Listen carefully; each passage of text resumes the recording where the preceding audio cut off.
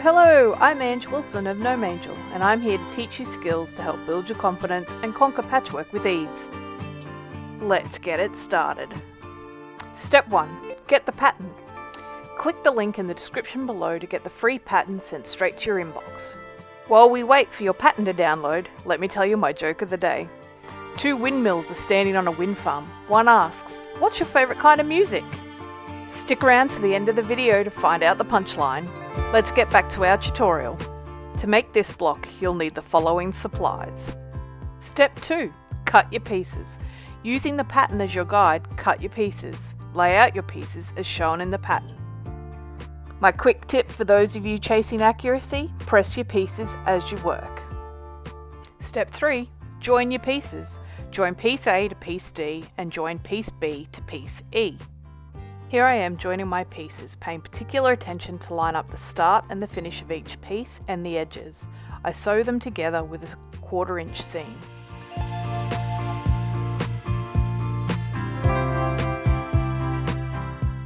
Repeat this for all of the pieces.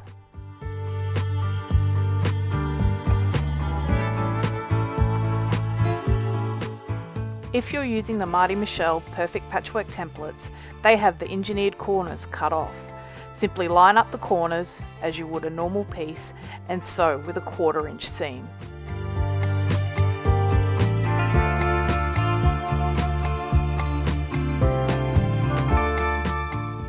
Once you've joined your pieces, we're on to step 4, where you join AD to BE and then join F to AD and BE. The principle's the same again. Line up the corners, line up the edges, and sew a 1/4 inch seam.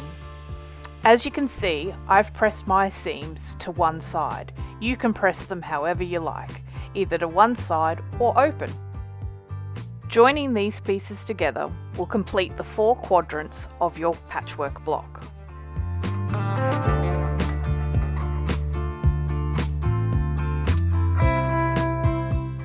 With your quadrants done, it's time to do step 5.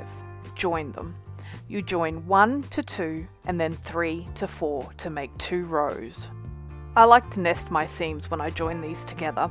However, if you've like me and you've had a bit of tomfoolery and pushed your seams to the wrong sides in a few other places, you can bend them back so that they nest easily and then pin them into the place.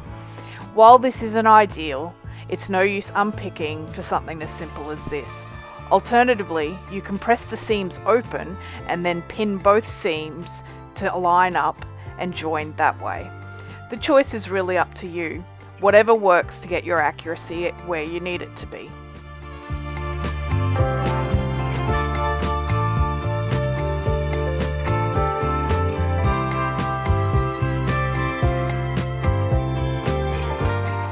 Make sure to pull your pins back or remove them completely when sewing.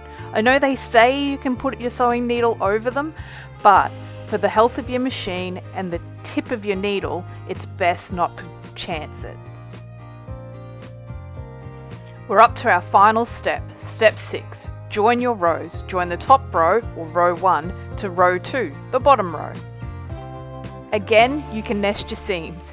If you're like me and you're still suffering from that whoopsie where I press some seams in the wrong direction, you can bend them back and nest them again, or alternatively you can push them open. Whatever works for you and gives you the results you desire.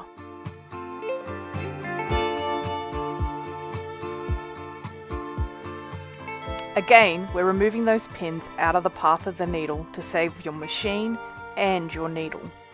It's time to get those dancing shoes on.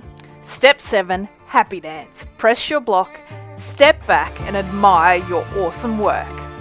If you'd like to make a quilt with this block, the free pattern has all the instructions for making a 60 inch by 60 inch quilt.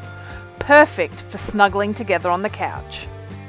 If you loved making this block and you'd like to make more, why don't join me for the 100 Days 100 Blocks Challenge, where we make 1 patchwork block a day for 100 days.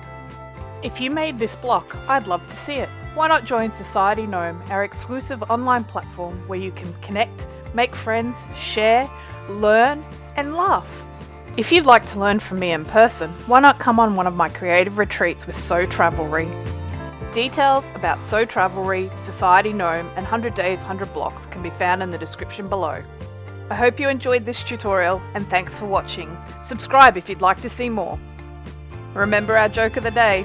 2 windmills are standing on a wind farm. One asks, "What's your favourite kind of music?" The other replies, "I'm a big metal fan."